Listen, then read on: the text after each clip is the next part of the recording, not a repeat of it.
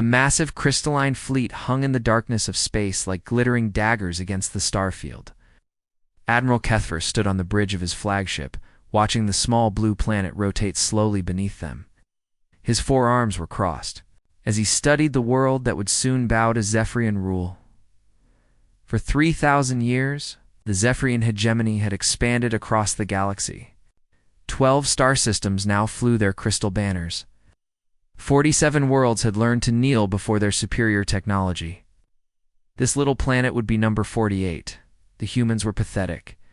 Their ships were clumsy metal boxes that barely managed to travel between stars. Their weapons were primitive projectiles and crude energy beams. Their cities sprawled across the planet's surface like infections, completely unprotected from orbital bombardment. It would be over quickly. "Status report," Kethver commanded, his voice echoing through the bridge. "All ships in position, Admiral," his tactical officer replied. 200 vessels ready for planetary bombardment. Their defense satellites have been disabled. The planet is helpless. Kethver smiled, showing rows of crystalline teeth. The humans had tried to resist when the Zephyrian fleet first arrived. Their primitive warships had engaged his scouts near the system's edge. The battle lasted less than 10 minutes. Human ships exploded like toys against Zephyrian crystal armor and energy weapons. Now the survivors huddled on their world, probably praying to whatever gods they worshipped. It was almost boring how easy this conquest would be. "Open communication channels," Kethver ordered. "Time to deliver the ultimatum." The Admiral's image appeared on screens across the human world. He spoke in their crude language, which his translators had decoded from captured transmissions. "People of Earth," he began, his voice carrying across their primitive communication networks. "I am Admiral Kethver of the Zephyrian hegemony. Your world now belongs to us. You have one choice: submit to our rule and be elevated to serve the hegemony, or resist and watch your cities burn from orbit." He paused, letting his words sink in. "You have 6 hours to decide. Choose wisely." The transmission ended. Kethvar expected the humans to respond within minutes, begging for mercy like all the others. Instead, hours passed in silence. Finally, a response came. Single human appeared on the screen. The creature was small and fragile-looking, with pale skin and dark hair. It wore simple clothing and spoke in a calm voice. "Admiral Kethver, this is President Lee of the United Earth Government. We have considered your offer carefully." The human paused, looking directly at the camera. "Right. Decline. Please leave our system immediately." Kethver's officers exchanged glances. The Admiral himself was speechless for a moment. Had these primitives not understood the situation? Did they think their toy weapons could challenge the might of the hegemony? Perhaps they did not understand. His communications officer suggested, "Shall we send the message again?" "No," Kethver said slowly. "They understood perfectly. They simply need a demonstration of our power." The Admiral turned to his weapons officer. "Target their natural satellite, the one they call Luna. Destroy it completely." "Sir, that seems excessive for a mere demonstration. Do it," Kethver commanded. "Let them watch their moon die. Then they will understand what defiance costs." The Zephyrian fleet's main guns charged with deadly energy. Crystalline beam weapons, each capable of cracking a planet's crust, focused on the gray sphere orbiting Earth. The moon had circled the human world for billions of years, a silent guardian in their night sky. The beams fired simultaneously. Pure energy lanced across space, striking Luna's surface with the force of 1,000 nuclear weapons.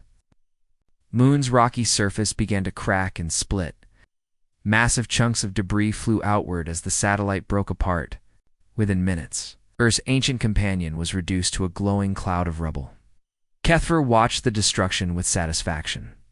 The humans would see their moon's death and realize the futility of resistance. No species had ever continued to fight after such a demonstration of power, but the human response was not what he expected. President Lee appeared on screen again, her expression unchanged. Behind her, other humans worked calmly at their stations. There was no panic, no desperation in their voices. "Admiral Kethver," she said in the same steady tone. "You have destroyed our moon, you have threatened our people, you have refused to leave when asked politely." She paused, her eyes hardening. "You have crossed a line. You will regret this decision." The transmission ended abruptly. Kethfer stared at the blank screen, confused and annoyed. What line? What could these primitives possibly do to threaten the might of the hegemony? His sensor officer suddenly looked up from his station, confusion clear in his crystalline features. "Admiral, we're detecting strange energy readings from the asteroid belt. Multiple contacts, but they don't match any known human ship signatures." Effort. Moved to the sensor display. The readings made no sense. The energy signatures were massive, far beyond anything these humans should possess. And they were moving, emerging from concealment throughout the solar system.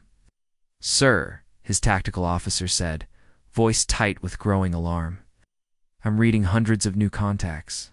They're bigger than our ships, much bigger, the Admiral's." For arms trembled slightly as he processed this information. This was impossible. The humans were primitive. Their technology was centuries behind Zephyrian science. It couldn't possibly have hidden such a massive fleet. But the sensors didn't lie. Something was coming out of the darkness between the worlds, something the Zephyrians had never seen before. And for the first time in 3,000 years of conquest, Admiral Kethfer felt the cold touch of fear. Dr. Hannah Kim walked quickly through the underground halls of the United Earth Council building. Her shoes echoed against the metal floors as emergency lights flashed red above her head. The building was deep beneath Geneva, hidden from the alien ships that now surrounded Earth, like hungry wolves. She entered the council chamber where 47 representatives from every nation sat waiting. Their faces showed fear and confusion. Outside, their moon was gone, turned into floating rocks by alien weapons. Most of them believed humanity was about to die. Hannah stood at the center of the room and looked at each face. These people had trusted her for 15 years, even when they didn't understand what she was really doing. Now she had to tell them the truth. "The aliens have destroyed our moon," she said, her voice steady despite the chaos around them. "They want us to surrender in 48 hours, or they will burn our cities from space." The room erupted in worried voices. Representatives shouted questions and demands. Some called for immediate surrender. Others wanted to fight with whatever weapons they had left. Hannah raised her hand for silence. "There is something you need to know. Something we have kept secret for 50 years. Earth is not helpless." She pressed a button on her control pad. The lights dimmed and holographic displays filled the air around the chamber. The representatives gasped as they saw images of massive structures hidden beneath the ocean floors, huge factories built inside mountains, weapon platforms disguised as simple research stations scattered throughout the solar system. "What is this?" demanded the representative from Brazil, his voice shaking. General Tay Park stood up from his seat in the front row. He was a small man with gray hair, but his eyes were sharp and intelligent. For 30 years, he had been planning for this exact moment. "This is the Prometheus Project," Park said calmly. "For the last 50 years, while the galaxy believed we were primitive and weak, we have been preparing for war." The holographic displays showed more images. Shipyards hidden in the asteroid belt, each one larger than entire cities. Manufacturing, plants on Mars that had been disguised as mining operations. Weapon testing facilities on the moons of Jupiter, camouflaged as scientific research stations. "Every conflict in human history taught us something," Park continued. "Every war, every battle, every military innovation was studied and improved. We learned from our mistakes. We perfected the art of killing." The representative from China leaned forward. "Are you telling us we have been lying to the galaxy for 50 years? "Yes," Hannah replied without hesitation. "We made first contact with alien species 60 years ago. We studied their technology, their weaknesses, their military tactics. We learned that the galaxy is full of predators like these Zephyrians." The displays showed intelligence reports on dozens of alien species, charts of their ships, their weapons, their strategies. Every piece of information had been gathered by human spies who pretended to be simple traders and diplomats. "We realized something important," Park said. "While other species expanded across the stars, they forgot how to fight real wars. They became soft, dependent on their technology. But humans never forgot. We kept our edge. The representative from Russia stood up, his face pale. How many ships do we have? Hannah smiled for the first time that day. More than the Zephyrians can imagine. Our fleet has been building for decades. Each ship is designed specifically to kill the enemies we studied. We know their weaknesses better than they do. The displays showed human warships unlike anything the representatives had ever seen. These were not the crude metal boxes that had fought the aliens at the system's edge. These were sleek predators, built for one purpose: maximum destruction. The ships they destroyed were decoys, Park explained. Old designs meant to convince the galaxy that we were still primitive. Our real fleet has been waiting in the shadows, ready for this moment.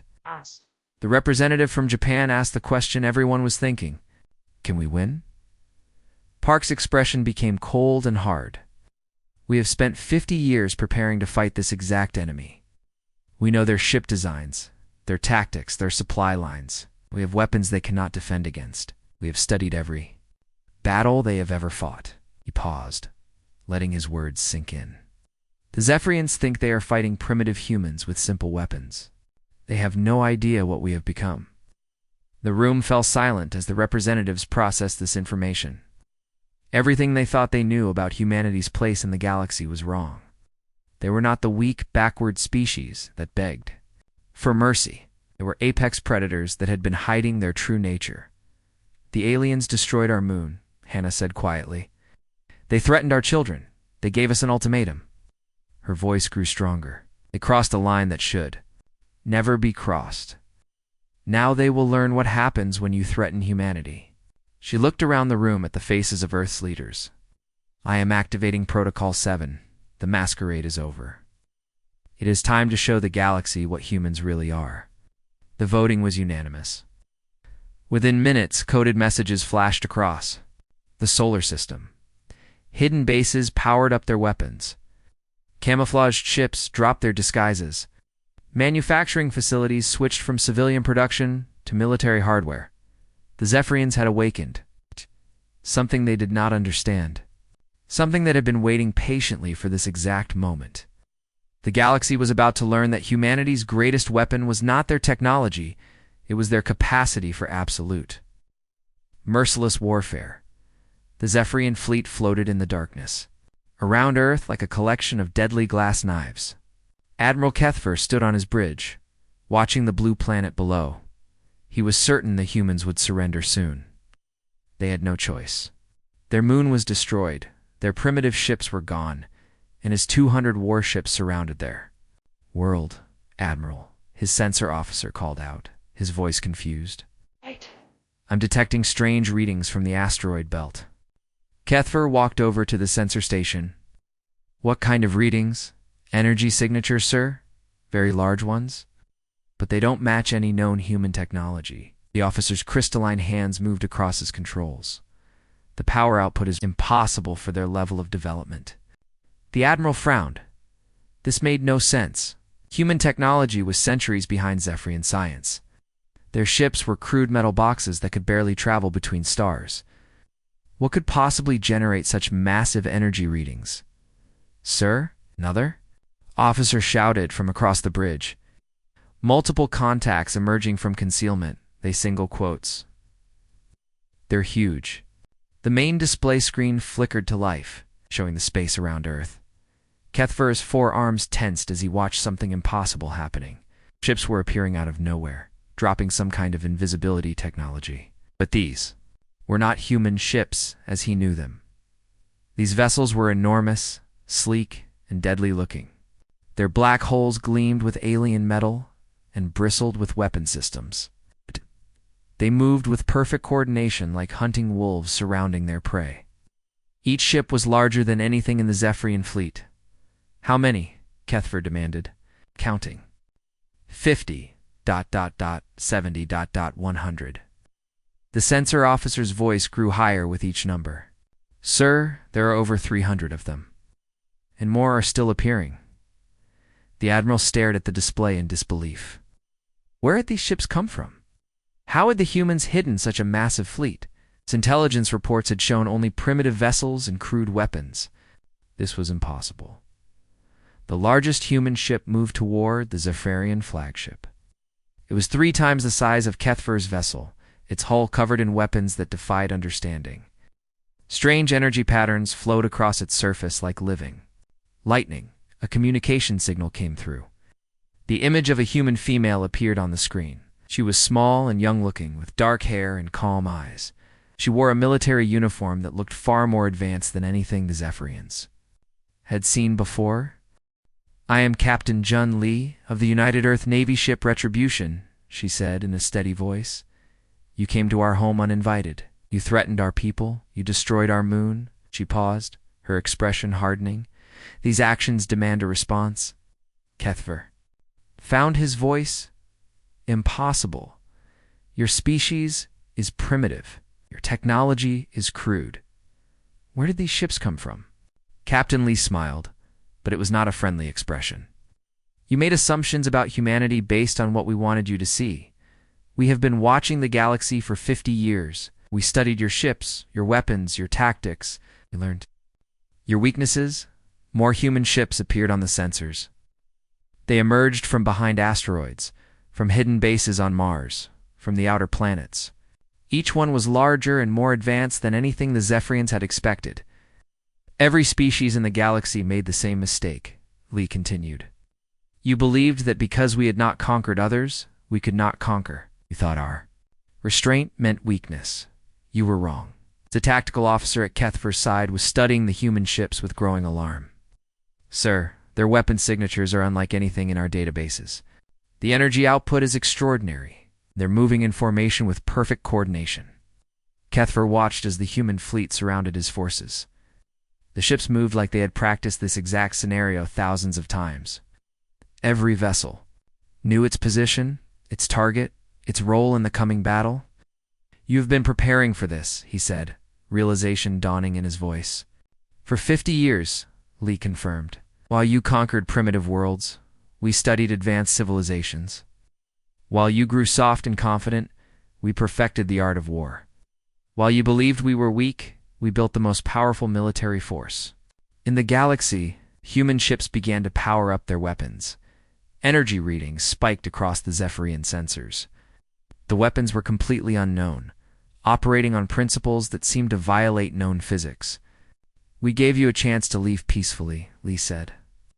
"You chose to destroy our moon instead. You chose to threaten our people. You chose to cross a line that should never be crossed." Kethfer's communications officer turned to him with panic in his crystalline eyes.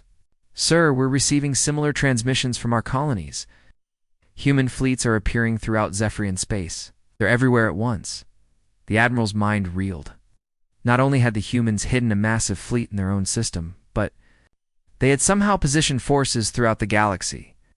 This was not a desperate last stand, and this was a coordinated military operation that had been planned for decades. "How?" he whispered. "We have been among you for 50 years, Lee replied, somehow hearing his question. "Our merchants, our diplomats, our traders, they mapped every system, every base, every weakness. We know your empire better than you do." The human ships completed their formation. The Zephyrian fleet was completely surrounded, outgunned, and outmaneuvered. For the first time in 3,000 years of conquest, a Zephyrian admiral faced an enemy that was clearly superior. "Last chance," Captain Lee said. "Surrender now, and some of you may live to see tomorrow." Kethfer looked at his fleet then. At the human ships surrounding them, species had ruled the galaxy through superior technology and overwhelming force. Now they faced an enemy that had turned those advantages against them. The hunt was about to begin. And for the first time in millennia, the Zephyrians were the prey. The first shot came from the human ship Retribution. Captain Jun Lee watched, calmly as her weapons officer pressed the firing button. A beam of pure energy lanced across space, striking the Zephyrian flagship's crystal hull. The alien ship's armor, which had protected it for 3,000 years of conquest, cracked like thin ice. Admiral Kethfer felt his ship shake around him. Emergency lights flashed as his crew scrambled to understand what had happened. Their shields, their armor, their defensive systems, all useless against this human weapon. "Return fire," he commanded, his forearms gesturing wildly. Attack Pattern 7. The Zephyrian fleet opened fire with their crystal beam weapons. Energy blasts that could melt mountains struck the human ships. But the humans had studied these weapons for 50 years. They knew exactly how to defend against them. The human ships moved like dancers, avoiding the alien fire with impossible grace. Their hulls were covered in armor that seemed to absorb the Zephyrian energy beams. What few shots did hit caused no damage at all. Captain Lee spoke into her communication system. All ships, begin Phase 1. Target their engines first. We want them helpless, not dead. Not yet. The human fleet attacked with precision that terrified the Zephyrians. Each ship knew exactly where to shoot, exactly what to destroy. The aliens watched in horror as their vessels were systematically disabled. Human weapons sliced through their crystal armor like it was paper, but these were not normal weapons. The humans had spent decades creating new ways to kill. Quantum disruptors that made matter simply stop existing. Gravity bombs that created tiny black holes. Nanite swarms that ate enemy ships from the inside out. The Zephyrian ship Crystal Blade tried to escape. Its captain fired his engines at maximum power, desperately trying to reach the edge of the solar system. A human destroyer followed casually. Behind, like a cat playing with a mouse, the human ship fired once. The weapon hit the Crystal Blade's hull and began to spread like a disease. The Zephyrians watched in terror as their ship began to dissolve atom by atom until nothing remained but empty space. "What are these weapons?" Kethver screamed into his communication system. "How is this possible?" Captain Lee's voice answered. Him from across space. "We studied every battle you ever fought. We learned from every species you conquered. We took their knowledge and made it better. Much better. The battle was not really a battle at all. It was an execution." The human ships moved through the Zephyrian fleet like wolves through sheep. Each alien vessel was destroyed in a different way, as if the humans were testing their weapons. One Zephyrian ship imploded as gravity weapons crushed it into a tiny ball. Another simply vanished as quantum disruptors erased it from existence. A third was consumed by clouds of tiny machines that ate its hull and crew. Admiral Kethver's flagship was the last to die. His ship's crystal armor was cracked and broken. His crew was dead or dying. Emergency power flickered as his vessel spun helplessly in space. "Please," he transmitted to the human ships. "A surrender. Have mercy." Captain Lee's face appeared. On his screen one last time, her expression was calm, almost peaceful. "You destroyed our moon. You threatened our children. You gave us no mercy." She paused. "We will give you the same." The UA's Retribution fired its main guns. Antimatter torpedoes struck the Zephyrian flagship from 6 different angles. The explosion was so bright it could be seen from Earth's surface. When the light faded, there was nothing left but scattered atoms. The entire battle lasted 6 hours. 200 Zephyrian ships entered Earth's solar system. None left alive, but the real war was just beginning. While the Zephyrians had focused on Earth, human agents throughout the galaxy had been busy. For 50 years they had lived among the aliens, disguised as merchants and diplomats. They had mapped every Zephyrian base, every supply line, every weakness. On the planet Zephyr Prime, Hegemony's capital world, alarms began to sound. Human ships appeared in orbit, emerging from cloaking devices that made them invisible. The planet's defenders tried to respond, but their weapons had been sabotaged by human agents years earlier. The orbital defense platforms exploded one by one. The Zephyrian fleet stationed there was destroyed before it could even power up its weapons. Hours, then hours. The most heavily defended world in the hegemony was helpless. The same scene played out across 12 star systems. Human fleets appeared without warning at every major Zephyrian world. The aliens' greatest advantage, their vast territory, became their greatest weakness. They had too much to defend, and the humans knew exactly where to strike. Commander Min Park commanded the human fleet at Zephyr Prime. Her ships surrounded the planet like a cage of steel and fire. The Zephyrian government sent desperate messages begging for mercy, offering surrender. Min's response was simple. "You had your chance for mercy. You chose destruction instead." The human ships began their bombardment, but they did not simply destroy the cities. They erased them. Quantum weapons made buildings vanish. Gravity bombs created craters that went down to the planet's core. Nanite clouds consumed everything they touched. Within days, the Zephyrian hegemony was gone. Not conquered. Not defeated, completely erased. Their ships, their cities, their entire civilization had been wiped from existence. The humans had not just won a war, it deleted an entire species from the galaxy. The other alien civilizations watched in terror as humanity emerged from the shadows. The quiet world near an unremarkable yellow star had revealed itself as the most dangerous predator in the galaxy. The hunt was over. The Zephyrians were extinct, and humanity had just announced its arrival as a galactic power. President. Hannah Kim walked through the corridors of the new Galactic Council building. The walls were no longer made of crystal like the Zephyrians had built them. They were steel and concrete, built in the human style. Nice. Her footsteps echoed in the quiet halls as she prepared for the most important speech of her life. 6 months had passed since the aliens destroyed Earth's moon. 6 months since humanity had revealed its true nature to the galaxy. The Zephyrian hegemony was gone now, completely erased from existence. Their worlds were empty, their ships were scrap metal, their people were scattered across the stars. Hannah entered the main chamber where representatives from 47 different alien species sat waiting. Their faces showed fear, confusion, and respect. Many of them had never seen a human before the war began. Now they knew that humanity was the most dangerous species in the galaxy. The chamber was huge. It's designed to hold thousands of delegates. But today it felt small and tense. Every alien representative knew they were looking at the new rulers of this part of space. The humans had not just won a war, they had rewritten the rules of galactic politics. Hannah stood at the center of the room and looked at each face. She recognized some of the species. The tall, green Andromedans who had traded with Earth for 20 years. The small, furry Centaurians who had shared their medical knowledge. The insect-like Arcturians who had helped humans learn.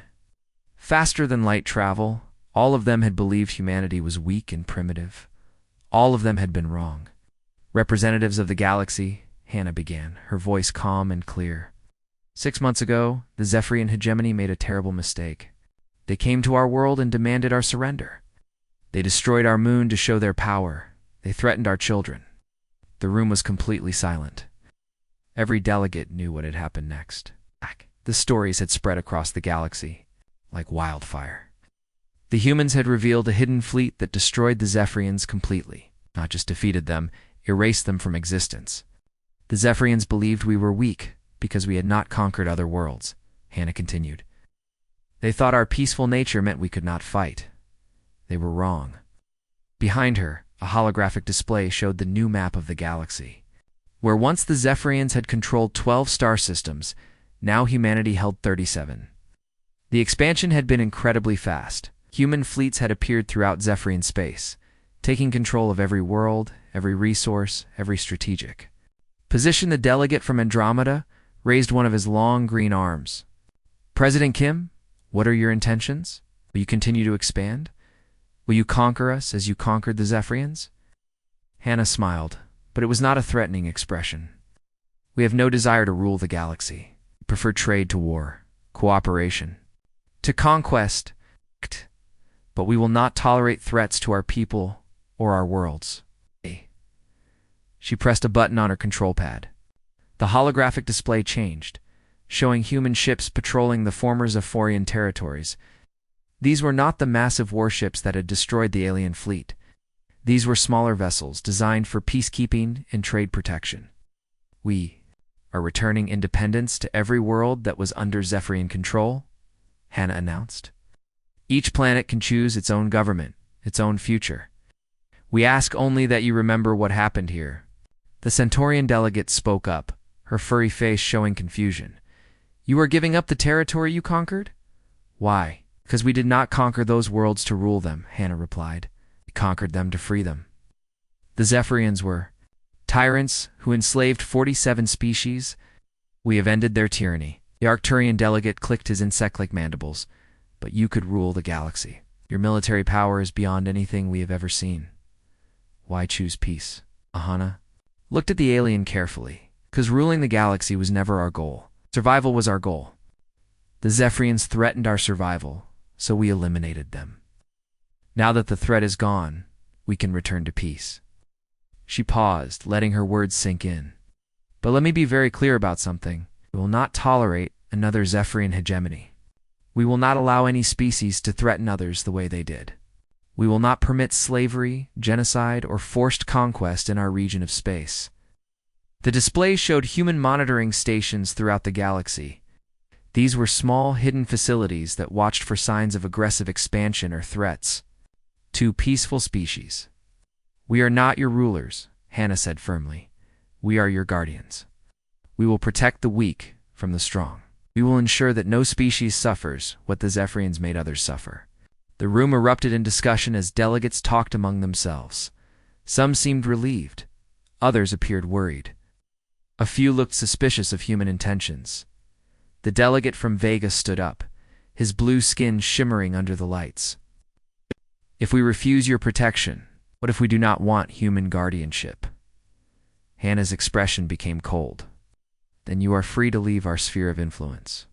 But if you threaten peaceful species, if you engage in conquest or slavery, you will face the same fate as the Zephyrians. The chamber fell silent again. Every delegate understood the message. Humanity had revealed itself as the apex predator. Of the galaxy, they offered protection to those who wanted it, and destruction to those who threatened peace. The choice is yours, Hannah concluded. Live in peace under our protection, or face the consequences of aggression. The Zephyrians learned what happens when you cross the line. I hope you will choose more wisely. She turned and walked out of the chamber, leaving the delegates to discuss humanity's new role in galactic politics. The map had been redrawn. Rules had changed. Everyone in the galaxy now knew that Earth was no longer the quiet world it had pretended to be. The end.